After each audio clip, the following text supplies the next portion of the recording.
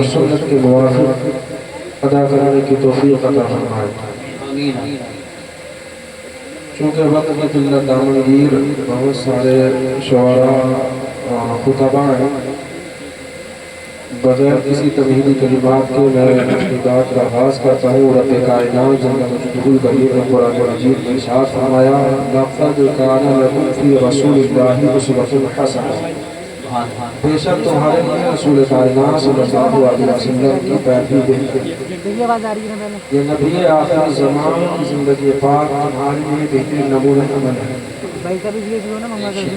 یہاں ایک بات قابل توجہ ہے کہ پیغمبر کی ایک زندگی، کائنات میں بسنے والے انسان مختلف شبہائے زندگی سے وابستہ، تو ایک پیغمبر کی زندگی دنیا میں بسنے والے انسانوں کے لیے نمونہ عمل کیسے ہو سکتی ہے؟ ایک شخص کی زندگی دوسرے کے لیے نمونہ ہو سکتی ہے، لیکن دنیا میں بسنے والے ہر انسان کے لیے نمونہ نہیں ہو سکتی۔ مثال کے طور پر حضرت سلیمان علیہ السلام جن کی زندگی حکومت و بادشاہت میں گزری، آگے پیچھے دائیں دائیں خدام نوکروں چاکروں کا ہجوم، ہواؤں پہ جن کی حکمرانی، تو کائنات کا ایک تاجدار اور بادشاہ جناب سلیمان علیہ السلام کی زندگی کو اپنے لیے نمونہ بنا سکتا ہے، مگر وقت کا ایک مزدور فقیر بے نوا جناب سلیمان کی زندگی کو نمونہ نہیں بنا سکتا۔ بتائیے کہاں اس کی باغوں والی زندگی اور کہاں جناب سلیمان کی زندگی؟ یوں ہی جناب عیسیٰ علیہ السلام نے اپنی زندگی دنیا میں گزاری، اللہ میں گزاری، یہاں تک کہ مکان بھی نہ بنایا، ساری زندگی تبلیغ و دین فرماتے رہے۔ اب کائنات کا کوئی تاجدار اور حکمران یہ چاہے کہ جناب عیسیٰ کی زندگی کو نمونہ بنا لوں، تو بتائیے کیا جناب عیسیٰ کی زندگی ایک تاجدار کے لیے، وقت کے رئیس زادے کے لیے نمونہ ہو سکتی ہے؟ نہیں ہو سکتی۔ لیکن پیغمبر اسلام آقا علیہ السلام کی زندگی پاک ایسی مکمل کامل اور اکمل ہے کہ کائنات میں بسنے والے ہر انسان کے لیے نمونہ ہو سکتی ہے، چاہے وہ کسی شعبے سے وابستہ ہو، کسی ڈپارٹمنٹ سے تعلق رکھتا ہو، بادشاہ ہو، وزیر ہو، حاکم ہو، محکوم ہو، مزدور ہو، پروفیسر ہو، ڈاکٹر ہو، انجینئر ہو، خواہ وہ کسی بھی شعبے سے تعلق رکھتا ہو، لیکن پیغمبر کی زندگی ایسی انوکھی اور بے مثال کہ دنیا میں بسنے والے ہر انسان کے لیے نمونہ ہو سکتی ہے۔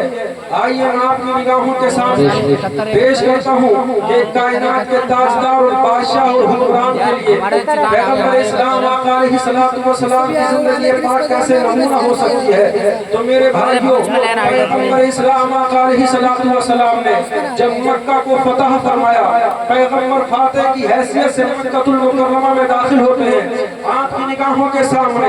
آج وہ تمام مکے کے کفار و مشرکین موجود ہیں جنہوں نے پیغمبر کو بے پناہ اذیتیں دی تھی، بے پناہ تکلیفیں دی تھی، آپ کے راستے میں کانٹے بچھائے تھے، آپ کو ساحر کاہن جادوگر مجنون کہا تھا، یہاں تک کہ پیغمبر کو وطن عزیز پر مکہ چھوڑنے پر مجبور کیا تھا۔ پیغمبر کی نگاہوں کے سامنے آج وہ سارے کے سارے ظالم کفار و مشرکین موجود ہیں۔ پیغمبر ایک اشارہ کرے، سر الگ کر دیے جائیں، ان کو تکلیفیں دی جائیں، ان کو سزائیں دی جائیں، مگر آقا علیہ السلام نے ان کفار و مشرکین سے فرمایا تھا کہ آج تم مجھ سے کیا امیدیں رکھتے ہو؟ تو اہل مکہ نے کہا تھا سخی باپ کے بیٹے ہو،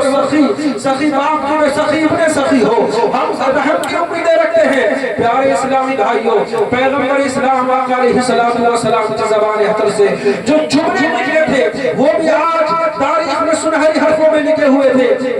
ہیں۔ آقا علیہ السلام نے ارشاد فرمایا تھا جو اپنے مکان کا دروازہ بند کر لے اس کے لیے امن ہے، جو ابو سفیان کے گھر میں داخل ہو جائے اس کے لیے امن ہے، جو خانہ کعبہ میں داخل ہو جائے اس کے لیے امن ہے، جو اپنے ہتھیار ڈال دے اس کے لیے امن ہے۔ لوگوں میں ذہن دینا چاہتا ہوں کہ کائنات کا کوئی تاجدار حکمران جب کسی ملک کو فتح کرتا ہے، فاتح کی حیثیت سے کسی ملک میں داخل ہوتا ہے، تو وہاں کی کھیتیوں کو اجاڑ دیا جاتا ہے، فصلوں کو برباد کر دیا جاتا ہے، عبادت گاہوں کو ڈھا دیا جاتا ہے، نوجوانوں کو قتل کر دیا جاتا ہے، لڑکیوں کو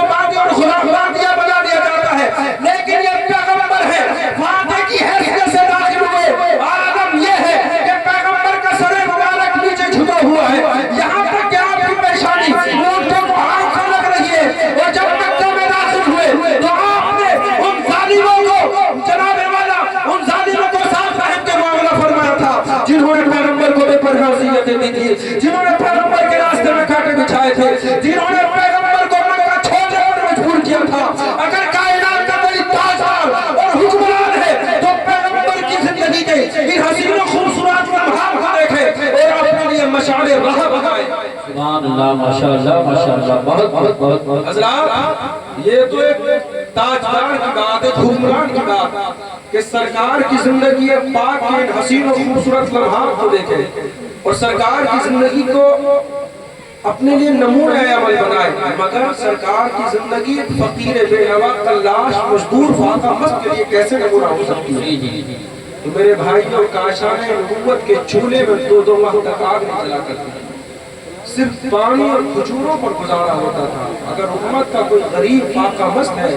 وہ یہ چاہتا ہے کہ سرکار کی زندگی پاک کو اپنے لیے نمونہ عمل بنا لوں, تو کاشان نبوت کے حالات کو دیکھیں کہ دو ماہ تک سرکار کے کاشان نبوت میں آگ نہیں جلا کرتی ہے, صرف پانی اور کھجوروں پر گزارا ہوتا ہے. اور کبھی کھانا کا تناول فرماتے ہیں تو جو کہ سوکھی روٹی ہوتی ہے, بے چنا آٹا, روٹی بھی موٹی ہوتی ہے. پیارے اسلامی بھائیوں, فاقہ مست ہے, سرکار کی گھریلو زندگی کو دیکھے اور اپنے لیے مشعل راہ بنائے. میرے بھائیوں, اگر کوئی مزدور ہے چاہتا ہے سرکار کی زندگی کو نمونہ بنا لو, تو میرے بھائیوں آقا علیہ الصلوۃ والسلام کی زندگی پاک کے حسین و خوبصورت لمحات کو دیکھے کہ آقا علیہ الصلوۃ والسلام نے غزوہ خندق کے موقع پر اپنے ہاتھوں سے خندق کو کھودا تھا. عالم یہ تھا کہ پیٹ سے ایک نہیں تین پتھر بنے ہوئے تھے, فاقوں کے حالات ہیں, لیکن پیغمبر اپنے ہاتھوں سے خندق کو کھود رہے ہیں. اگر امت کا کوئی مزدور ہے تو سرکار کی زندگی کے ان حسین لمحات کو دیکھے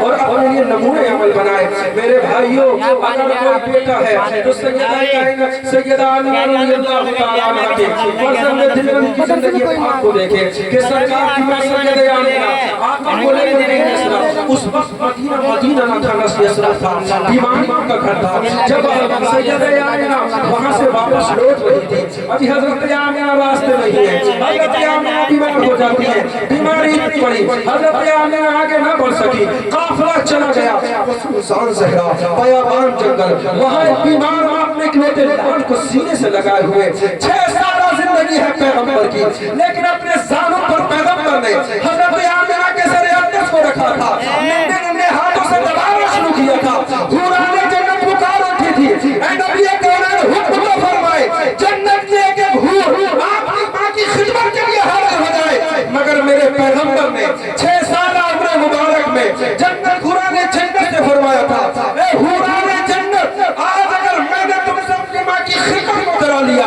تو کہیں ایسا نہ ہو کہ میری امت کے مالدار لوگ, میری امت کے نوجوان اپنی ماں کی خدمت پر نوکرانیاں لگانے کے بعد یہ کہہ دے کہ ہم نے اپنی ماں کا حق ادا کر دیا. اگر امت کے مالدار